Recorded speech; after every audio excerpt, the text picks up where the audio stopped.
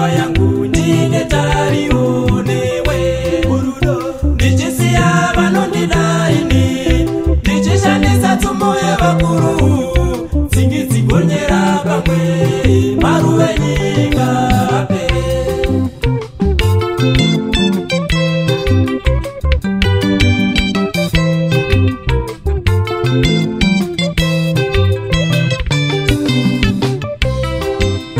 Rozi ndibudire pachena, kana iwe usingatandide, ndirege kupedza nguva yangu ndine tariro newe.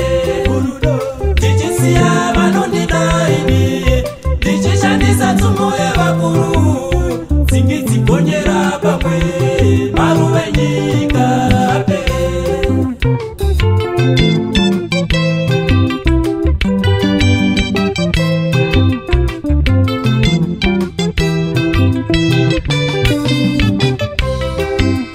Suara nasi unachochi, mangwana unacho, ndikafunza oti ndisekuru, chinibata kumeso wangu. Ini ndaiti ndakuwana, chaiye muni wawe pamoyo, mukurwara nomukufa iwe uchange uri ruva rangu.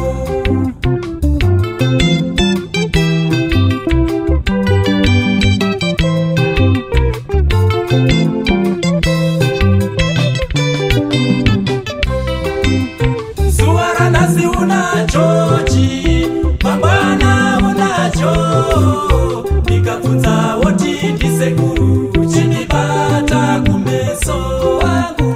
Ini ndaiti ndakuwana, chaiye muni wawe pamoyo, mukurwara nomukufa iwe uchange uri ruva rangu.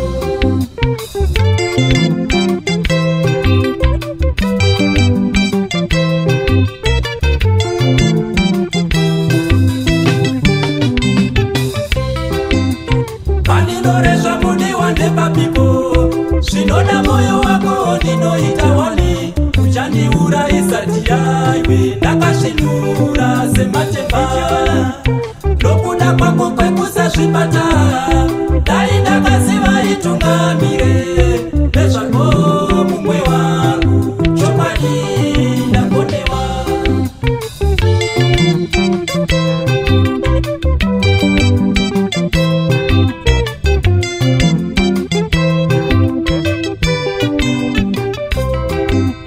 Pandinoresva muni wande papiko, zvinoda moyo wako ndinoita wani, uchandiurayisa iwe ndakasvinura sematemba. Nokuda kwako kwekusazvibata, dai ndakaziva itungamire nezvako mumwe wangu, chokwadi